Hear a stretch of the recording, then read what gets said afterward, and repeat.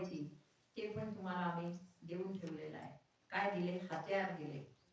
प्रत्येक आपलं संकट कसं टाळायचं आणि आपण कसं त्याच्यातून सुटायचं आणि आपण कसं मुक्त व्हायचं हे सगळं तुम्हाला मी आज सांगितलं. कुंडलिक वरदा हरी विठ्ठल श्री ज्ञानदेव माऊली ज्ञानेश्वर महाराज की जय. मंगलमूर्ती मोरया, प्रेमल मूर्ती मोरया. बाळा तू आत्ता आला? अरे देवा, तुला काहीच ऐकायला नाही मिळालं. ऐकलं का? आता आपण भजन करूया.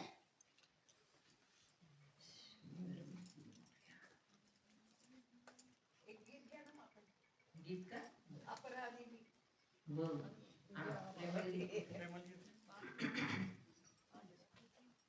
याला आणखीन एक औषध सांगितलं आमच्या गुरु महाराजांनी. आमचे गुरु महाराज म्हणजेच गणेश असं मी समजा. कळलं? त्यांच्यात आणि गणेशात काही वेगळं नाही. अद्वैत आहे, अद्वैत आहे. एकदा साधनेमध्ये बसलेला असताना पहाटे 4ला, मी 4ला म्हणजे 4ला बरोबर साधनेत असायचे. हे काय फार मोठं हे नाही, तुम्ही पण आहातच. तेव्हा त्यांनी मला प्रगट म्हणून सांगितलं की मी येईल तुमच्या भेटीला, मी परत येतोय. म्हणजे काय? मला कळलंच नाही. तुमच्या भेटीला मी परत येतोय. किती वर्षांनी? बरोबर 12 वर्षांनी मी तुमच्या भेटीला परत येत आहे असं सांगितलं त्यांनी. ते म्हटलं 12 वर्षांनी म्हणजे काळ तरी थोडा आहे का? ते मध्ये विसरून गेले मी सगळं. पण बरोबर त्याला 12 वर्ष झाली आणि 12 वर्षांनी मला परत एकदा दृष्टांत इथे झाला. म्हणजे हे मिळालं की ते ग्रस्त समोर आले, त्यांची सगळी फॅमिली आली, फाईल दिली. मी नको म्हटली, परत त्यांनी दिली. ते म्हणजे तुम्ही नाही घेतली तर आम्ही जाळून पाडून टाकू कुठं, आम्हाला माहित नाही. जमीन आणली ती तुम्ही घ्या. म्हणजे ते सगळं झालं. आणि नंतर मी या जमिनीवर जेव्हा आले आणि फक्त ध्यानाला बसले, बाकी काही केलं नाही. फक्त ध्यान केलं की देवा मला तुम्ही इकडे का आणलं, काय कारण आहे. त्या विभागातून कधी आलेली पण नाही, मला माहित नाही, पण का असं विचारल्यानंतर ध्यानात बसले, ध्यान लावले. ध्यानात प्रगट होऊन त्यांनी सांगितलं की बाळा मी इथे आहे, मला वर करा. हा जो महिमा आहे हा फक्त गणेश राजांचा आहे. त्यांची इच्छा होती टाळ्या मिळावं. त्यांनी म्हणून ते घडलं सगळं. तुम्ही जो आता अनुभव सांगितला ना यमलोकाचा, तुम्ही माझी एक मैत्रीण आहे, म्हणजे अशी स्पिरिच्युअल फ्रेंड आहे, ती देखील अशी साधना करते. तिला देखील मी हा विचारला होता, म्हणजे तिने असं आहे, तिने देखील हा तंतोतंत सांगितला होता. म्हणजे तिचा माझा काही परिचय नव्हता, तर तिने यमलोक आणि तिथले हे आहेत ना, हे सगळं त्यांनी ध्यानात पाहिलेले सेम खरंच सांगितले होते. त्याच्यामुळे ह्या सगळ्या गोष्टी 100% आहेत. ते नाही माहिती मला. ते आमची अशीच व्हॉट्सअपवर माझी माहिती झाली होती. मी काय ह्याच्यातच असतो सारखा. तर असं करताना माहिती झाली की आई तिची सद्गुरू होती, साधनेत चांगली मोठी होती. पण तिला विचारलं की काय असं आमच्या तोडीच्या होते, त्यावेळेस तिने हा अनुभव सांगितला. आपलं प्रेमळ गीत नावाचं एक पुस्तक आहे, सर्वांना माहीत आहे, साधकांना तर, बाकीच्यांना पण माहीत आहे सर्वांना. याच्यामध्ये काय आहे, प्रेमळ गीत म्हणजे काय आहे. तर मी जेव्हा ध्यानाला तेव्हा बसायची साधना काळामध्ये, तेव्हा प्रत्येक वेळेस सद्गुरूंचा विषय घेऊन एक एक काव्य आलेलं आहे याच्यामध्ये.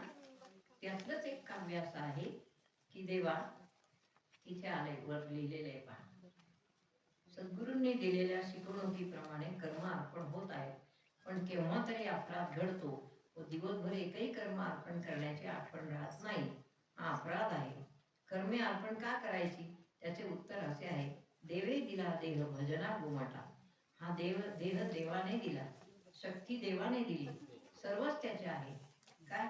शेवटचं पान, एकदम शेवटी जाताना हे सर्व त्याचे त्याला देऊन जायचे आहे. मग याची सवय आतापासून नको का? एकदम सर्व आपण देऊ शकत नाही, त्याची सवय म्हणून आतापासूनच प्रत्येक कर्म ज्याचे आहे त्याला द्यायची, म्हणजेच कर्म समर्पण करण्याची सवय व्हावी. आणि ते नाही झाले तर त्याचे दुःख होते. गुरूंना ही प्रार्थना आहे की जर माझा अपराध झाला, जर माझ्यातून एक कर्म एक सुद्धा अर्पण नाही झालं तर मला क्षमा करा. असं अपराधी आपण काय करायला आयडिया, त्याच्यातले काय आयडिया आहे, रोज संध्याकाळी हे गीत म्हणायचं, पाहिजे. बरं आहे असं म्हणजे झालंच असेल तर मग आपलं म्हणायचं न पाहिजे. अपराधी मी कर्म केले नाही तुझं अर्पण. अपराधी मी कर्म केले नाही तुझं अर्पण. म्हणूनच ही क्षमा प्रार्थना करीते समर्पण. आई करीते समर्पण. आई म्हणजे कोण? आपल्या देहात सद्गुरूंची शक्ती आहे ती आहे. अनंत कर्मे नित्यची घडती सर्व इंद्रिये कर्मी वर्तती. अनंत कर्मे नित्यची घडती सर्व इंद्रिये कर्मी वर्तती. तपजनीती फुले वाहण्या नाही आढळवण. काय झालं? पहिल्याच कडव्यामध्ये साधकांनी स्वतःचा अपराध कबूल केला की देवा आज मात्र मला रोज मी करते अर्पण किंवा करतो, आज मात्र मला कर्म करून कर्म झाली पण कर्माचं काय अर्पण करायची मला आठवण नाही राहिली, तेव्हा तुम्ही मला क्षमा करा. ही प्रार्थना आहे. हे सर्वांनी नीट लक्षात घ्या बरं. कधी असं करू नका. कर्माशी प्रामाणिक राहा. निदान तुम्हाला तरी मी सांगते, प्रत्येक कर्म करा ते नीट करा. डोळे उघडून डोळे झाकून नाही. आपण सत्कर्मच करतो आहे का कोणाला फसवतो आहे हे नीट लक्षात घ्या. कोणाला कधीही फसवू नका. ते फसवलेलं कर्म पुन्हा पुढे उभं राहील. आपल्याला कोणीतरी असं फसवील. देव फार हुशार आहे. देव लय हुशार आहे.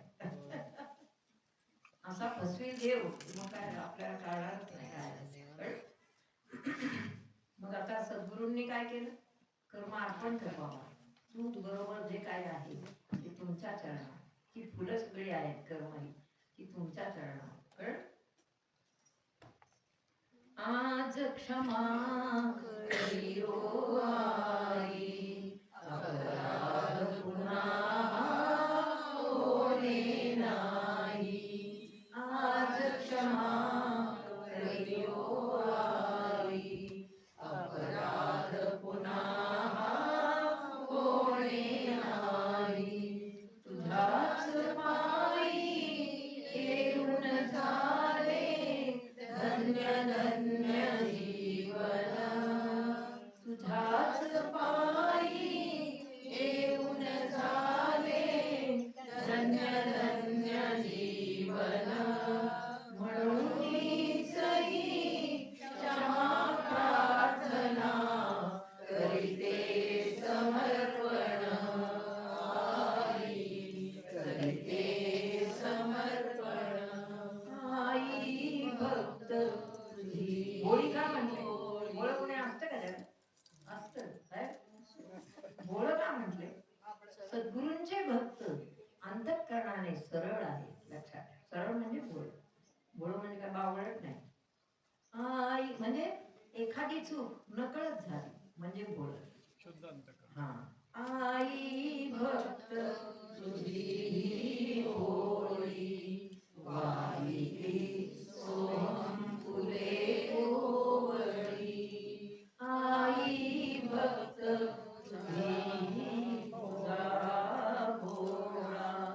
वाहिला सोहम भाव सोहळा. प्रेमल जीवन तुझ्याच पायी झाले से अर्पण. प्रेमल जीवन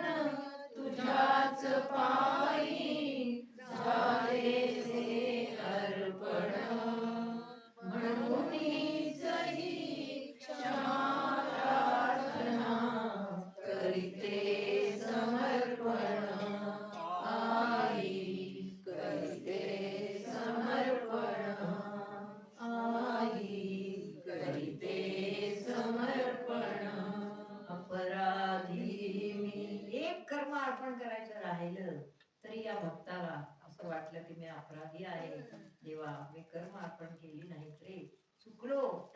जेवण केलं, आंघोळ केली, सगळी कामं केली, छान छान खाल्लं पिल्लं. आपण सगळं स्वतःसाठी किती छान करतो, कधी चुकतो? इकडचा घास नाकात जातो नाही जात, चुकतो, चुकत नाही, घास चुकत नाही. पण कर्म अर्पण करायला मात्र काय होतं, तर धोपट सगळं चालतंय. तर धोपट करू नका, आयुष्यात फसू नका. आता तरी पुढे हाच उपदेश नका करू नाश आयुष्याचा साधकांसाठी. का बरं? कारण कर्म आपल्याला काय करतं की काय म्हणायचं, कर्म आपल्याला नाही झकवतं, चुकवतं, फसवतं. कर्म फसवतं. लक्षात, कर्म कसं फसवतं? मायायुक्त असतं. माया फसवते. माया कोणती?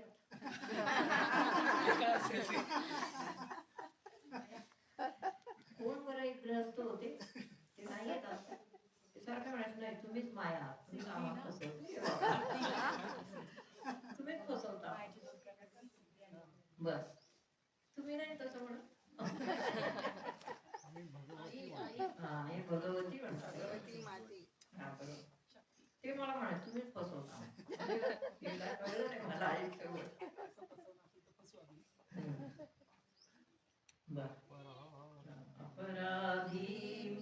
अपराधी वाटलं पाहिजे रोज.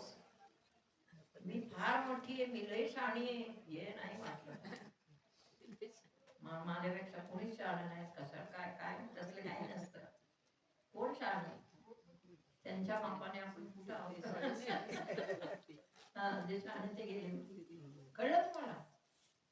मी शहाणी आहे, मी हुशार आहे, मी पंडित आहे, मला फार येतं, सगळं जवळजवळ जगातलं मलाच येतं. असं जेव्हा छातीकडे हात जाईल तो फसला. लक्षात, अहंकार फसला. म्हणून be careful about you all. तुमच्या सर्वांसाठी मी हे सांगते. आज मुख्य प्रवचन आहे, मूळ प्रवचन आहे की चूक दुरुस्त कुठं करायची. तुम्हाला आपण अजून येत नसेल समजा, तुम्हाला येत, कोणाला येत नसेल अजून, शिकले नाही, शिकवणार आहे तुम्हाला, पण शिकलं नाही अजून, तरी रोज संध्याकाळी असं म्हणा झोपताना, हे ईश्वरा सगळी कर्म तुला, बाकी एवढंच नाही. आता सध्या तोंडी बंद ठेवली, मग शिकव. क्रिया कशी काय ते नंतर. एक छोटीशी क्रिया आहे, झोपताना बिछाण्यावर बसून मांडी घाला, शांत बसा, श्वास वर घ्या, वर जाणाऱ्या श्वासाबरोबर मनातले मनात म्हणा, हे भगवती, हे आई, माझी सगळी आजची कर्म तुझ्या चरणावर अर्पण. आणि हळूवार श्वास सोडा. बस एवढंच क्रिया आहे, दुसरी काही क्रिया नाही. कर्म प्रामाणिकपणे करा, फसवू नका कोणाला. फसवलेलं फार वाईट. तुम्ही कोणाला फसवलं ते सगळे नंतर कुठं गेले. आपल्याला जायचंच नाही त्या लाईन मध्ये. आपली लाईन आता चुकली, इकडे आली, आपली लाईन इकडे आली, दुरुस्त झाली, प्रॉपर चॅनल मध्ये आली आपली लाईन.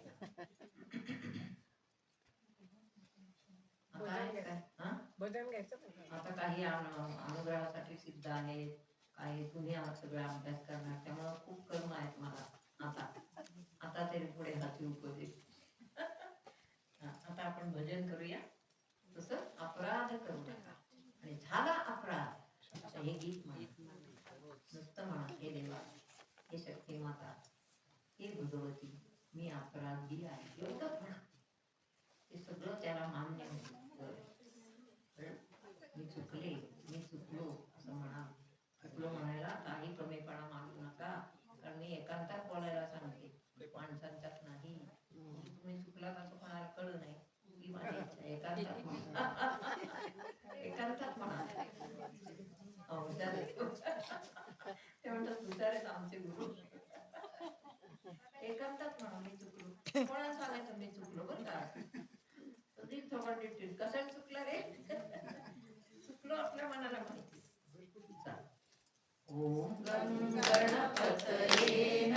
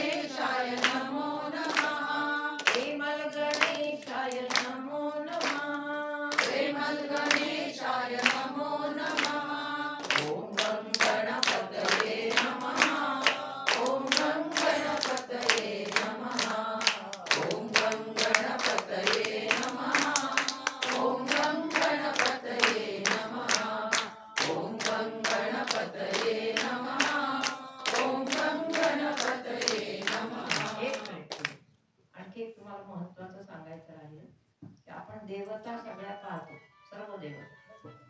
प्रत्येक देवतेचा तिथे कर्म आहे. कर्म नाही फक्त गणेशाचं. गणेश ही अशी एक देवता आहे की जी प्रत्येक कर्म तुम्हाला अर्पण करायचं ज्ञान देते. हे बरोबर आहे. आपले सहज आणि सुंदर आले ते परब्रह्म, पण त्याचं तुम्हाला तत्व सांगते की प्रत्येक देवता कर्ममय आहे, कर्म. परंतु गणेश ही देवता ज्ञानमय आणि कर्मरहित. कळलं? कारण आत्मारामाला पण गणेशच म्हटलेला आहे. आणि तोच गणेश, तोच आत्माराम साग्र संगीत तिथे प्रगटलेला आहे. जिथे जिथे गणेश आहे तिथे तिथे तो प्रगट आहे. म्हणून कर्मरहित एकच देव आहे. कोणता? आणि ज्ञानमय कोणता देव आहे? एक 10 मिनिटं किंवा 5च मिनिटं सर्वांनी डोळे बंद करून ध्यान करायचं आहे. म्हणजे ऐकलेलं ज्ञान मूर्त.